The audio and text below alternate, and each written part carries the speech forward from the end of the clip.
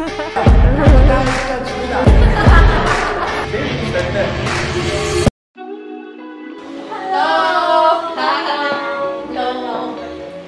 my name is Zara L. Franco and I'm 18 years old. Nakatira pala ako sa Paradahantan sa Cavite. And I'm still currently studying. Vlogger rin po ako sa CarView PH. So, yung CarView PH po is sa parents ko siya. And gusto ko po sila tulungan sa pag-vlog. And hilig ko rin naman po yung kotse, kaya pwede ko po sila tulungan. So, first, ang hobby ko is maglaro and kumain. So, kaya kumain ng 5 minutes. And hobby ko rin is lumangoy, so mag-swimming. And yun lang naman yung mga hobbies. Hello everybody, I'm Ian Macas, 38 years old. I currently live here in Paradahan 1, Tansa, Cavite. For now, employed ako ng SMLC, warehouse checker. Yan. So kung wala naman akong test drive, kaya drive, madalas gumagamit ako ng mountain bike sa hobby. Yan. Just to live, yan. Hello car buddies, my name is Darlene Paredes. You can call me Dar or Darlene. I'm 21 years old from Tres Marias City, Cavite. Currently, I am a 4th-year college student taking Bachelor of Science in Accountancy sa Cavite State University. And ayun, mahilig ako maglaro ng volleyball, manood ng K-drama, at mag-binge watch ng K-pop. Nag-hesitant pa akong sabihin eh. Hi! Ganun ba? Hi, ako nga po pala si Euclides. I'm 33 years old and happily married with my wife. Nakatira ako sa Belvedere, dyan sa may Tansa, Cavite. Isa akong sales associate sa Dali. Hobbies ko, wala naman ako masyadong hobbies eh. Ano lang ako eh, more on... Di naman ako workaholic eh. Ano lang, cellphone lang, gano'n. Yun lang yung nagiging hobbies ko eh. Hi car buddies, my name is Melasubea E. Pulinga. My age is 21 years old. 10 years before. Kaya nung bala mag-compute, bala kayo dyan. Di na nag-move yun na yun. Diba? Nakatira ako sa Laguna talaga. Yung bahay ko is sa Laguna. Pero may tunutuloyan ako sa Muntinlupa. And nag-i-stay talaga ako sa dorm namin dito sa may Parañaque. So, kung may ipapadala naman kayo, mag-DM lang kayo. Ibibigay ko yung full address. Charot, joke lang. I'm currently, gaming supervisor sa isang online kasi. Hobbies, baka bukas pa tayo taas. Charas, hindi. Hobbies ko ay kumain. Magluto, yes, nagluluto ako. Singing, and of course, walang kamatayang dancing. Hi, I'm Mikay. Mikay Alaleñada, true name ko, but you can call me Mikay. I am 21 years of age. I am from Tres Marias City, Cavite. I am actually from BPO industry, a call center agent. Hobby ko, siguro manood ng series. Series ha? Series. When and how did you start at CarView PH? So, nag-start ako ng CarView PH noong December 2021. So, bago talaga siya mag-December 25. Then, ang na-review ko nun is yung Corolla Altis. So, trinay namin yung kotse ng daddy ko. And sana nga makatulong yun dahil para syempre mapanood nyo and makashare kami ng mga knowledge about the car. So, nung December 24 or 25 ata namin in-upload yun para syempre pang Christmas na and malay mo madaming manood dahil nga laging nasa bahay yung tao. Well, yung kasi yung producer ng CarView PH sa Kapamilya, well-known as kanilang family driver yan. Company driver yan. So, since na-launch itong CarView PH, so na-notice nila yun. Kailangan ng test driver, so yun. Ay, tinawagan ako, ganan. Kung pwede ako, yan. So, nagpa-unlock ko. Bumayag naman ako. It's a great opportunity to being part of CarView PH. Bandang October ata yun, last year. Tama ba? Basta ganun. October, November. Pag 1 year na, Tapos, Bali kasi minention ako nung friend ko, nung dating kong office mate na si Kimberly Bahuli. Shoutout sa'yo, maraming salamat. Minention niya ako sa isang post na naghahanap nga ng models Carview PH. And then, ayun, sabi ko, sige, tatry ko since, yun nga, tungkol sa sasakyan. Actually, dumating sa point na parang ayoko nang tumuloy kasi nga, may pasok pa ako noon. Sabi ko, parang kaya ko ba? Pero ayun, finish ko naman. And eto, magwa 1 year na akong puyat. Charing kung nagpa-vlog. Kaya kadalasan sabaw talaga. Marami akong bloopers talaga sa vlog. Nag-start ako sa Carview mga August 2022. Ito, kasama ko si Boss Ryan kasi ano ko rin naman siya sa may Sago. Naging amo ko siya sa Sago. And then, tinanong nila ako kung gusto nila akong mag-test drive. So, tinesting ko, yun. Okay naman siya kasi madami akong nalalaman sa sasakyan. Nakakapag-test ako ng mga bagong labas na sasakyan, which is win-win situation para sa akin. Nag-start ako sa Carview PH last May. Na-scout lang nila ako sa kanto. Nakatambay ako doon sa tindahan namin sa Imus, sa may Anabu. Tapos, nung pag-uwi ko, nakasakay na ako sa bus, biglang tumawag sa akin yung mama ko, saying na may kumukuha daw sa akin na model, ganyan-ganyan. Tapos, di ko siya maintindihan. Pero, ayun, nakausap ko si Kuya Mac and si Tita Johnny. So, nagkasundo naman kami and mukhang trusted naman yung Carview PH. Kaya nag-go ako. Thankful ako kasi nung una, sobrang hesitant ako na mag-go kasi wala akong alam sa kotse. Pero tinulungan ako ng Carview PH team na makakope sa mga parts and features ng kotse. July. And how? Ni-refer ako ni Darlene. Chinat niya ako if up ba ako for modeling. Ni-refer ako kasi Cocomelon daw ako.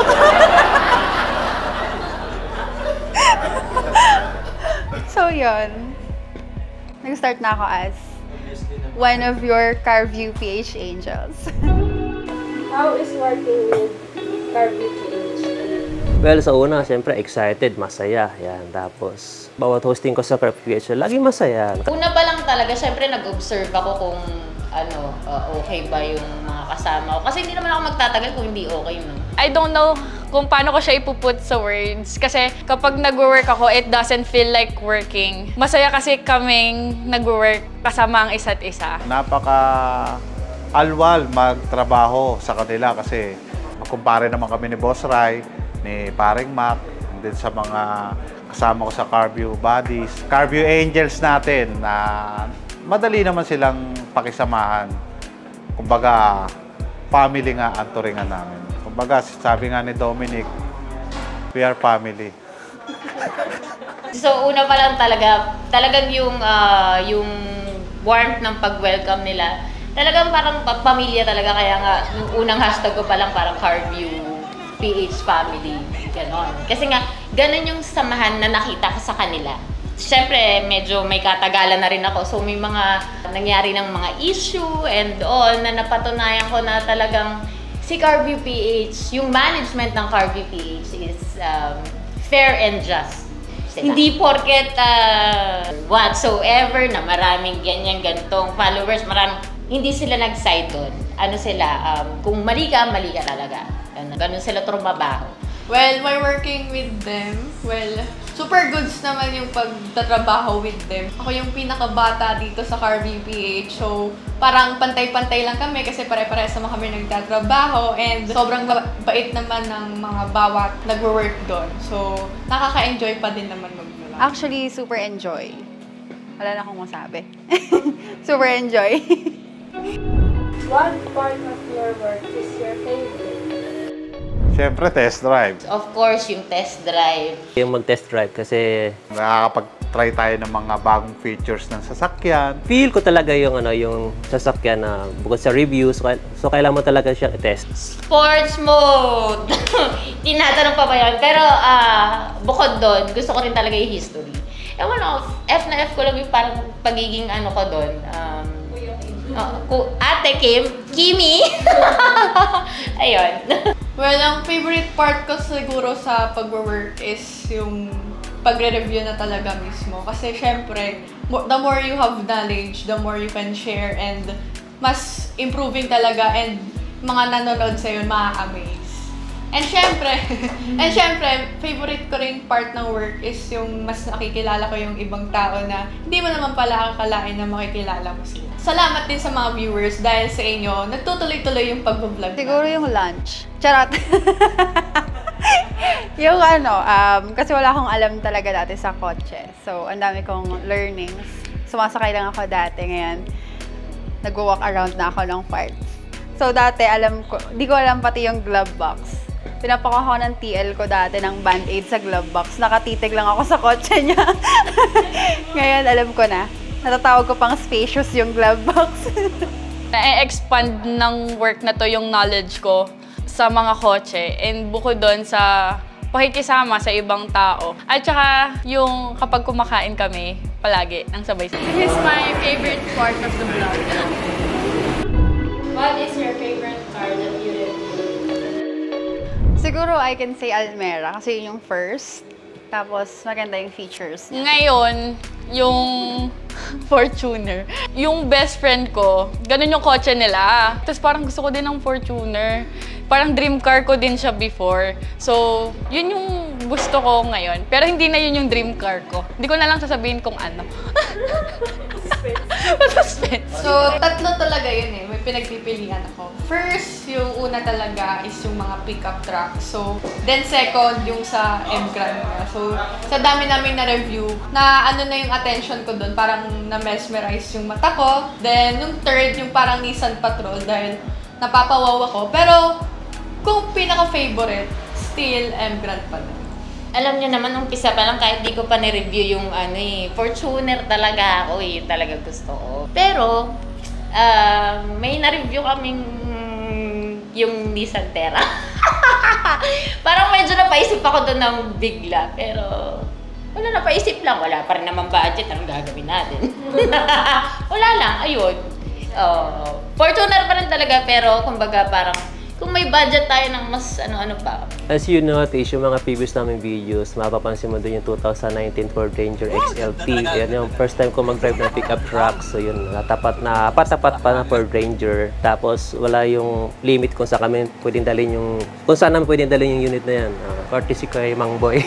Kay Sir Boy kasi nagpa-unlock siya na pairam sa amin yung kanyang unit na 2019 Ford Ranger XLT. Number 1, syempre, yung unang-una ko tinest drive sa CarView, ang Geely o Kabango. Syempre, alam mo yung, kumbaga, parang ano siya eh, kasi nung na-test drive ko siya, parang nalabat first sight na ako sa kanya eh. Sa lahat ng test drive sa lahat ng na-review nilang kotse, sa lahat ng na-test drive ko, o Kabango pa rin talaga ako eh. What is your type of drive?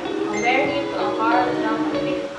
Yung type ko sa guy is matalino. So, intelligent.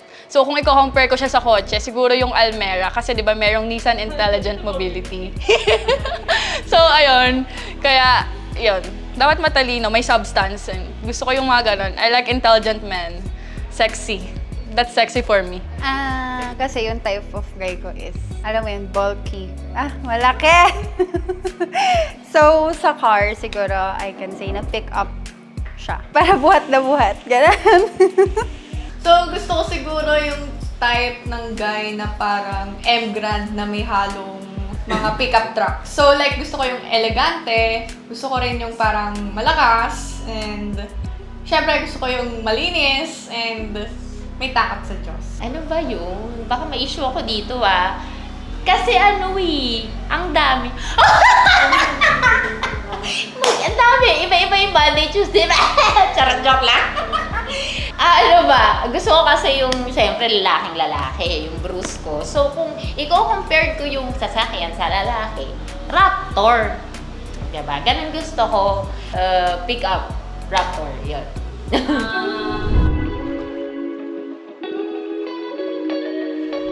Car Buddies, thank you so much. Una dun sa pag-welcome nyo sa akin. Also, sa panonood nyo sa amin palagi. And sa mga comments nyo, sobrang na-appreciate namin yung comments nyo. Good and bad, kasi nahe-help nyo to improve namin yung sarili namin. And mas namomotivate pa kami mag-vlog dahil sa kind words nyo sa comment section. Ayun, sana patuloy nyo kaming suportahan. Sana may share nyo rin kami sa mga friends nyo na, or family nyo na mahilig sa kotse or may interest sa kotse.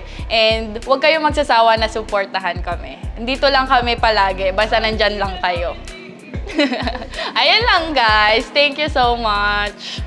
Thank you for supporting CarView PH. We hope na until dumami yung mga subscriber, tuloy-tuloy pa rin yung support. And don't hesitate if ever na you see na may room for improvements kami. We always read your comments for us to be, not so perfect, but to have you, to give you a better content. Yun lang. Thank you. So first, I would like to thank all the viewers dahil nga supported sila sa amin from the beginning pa lang, and may mga loyal talaga dyan, and may mga bago na nakakilala sa amin and na-appreciate yung mga ginagawa namin. Ang wish ko lang is yung nakita ko kasi yung viewers namin sa subscribers hindi pantay, so sana mapantay na. Yun lang yung message ko. So, ayun lang guys, and sana patuloy nyo pa rin kaming suportahan dito sa CarView PH YouTube channel namin and sa CarView PH page namin sa Facebook page. And sana hindi kayo magsawa na sumuporta sa amin at sa panonood dahil, syempre, lagi kami may mga bagong uploads para lang sa inyo. Love ko kayong lahat guys, and thank you sa pag-support sa akin and syempre sa mga ka-work ko dito. Kung nag-enjoy pa kayo sa ating mga videos, don't forget to subscribe, like, and share, and hit the notification bell para maging update sa ating videos. Sana huwag kayong magsawa at sana marami pang support ang darating sa aming CarView PH team. So hopefully bago matapos ng taon ito, ma-reach namin yung 50,000 subscribers o more on pa. Sana maging, yun nga, yung tulad ng sinasabi ko dati, million subscriber para maging Dubai naman yung puntahan namin. Thank you, and sana yun, huwag kayong magsawang manood at maging magsubaybay sa aming videos. Patingin-tingin ako sa loob titingin. Of course, sa mga CarView buddies natin, maraming salamat sa pag-support from day one. Hindi lang sa akin, kundi sa CarView PH. Of course, wala naman ako dito kung wala sila. And please do keep on supporting us. Ipang 100K nyo na parang utang na loob naman. Mag-views lang tayo, mag-views na share na nang i-share. Ayan, thank you so much, Car Buddies and CarView PH. I love you all.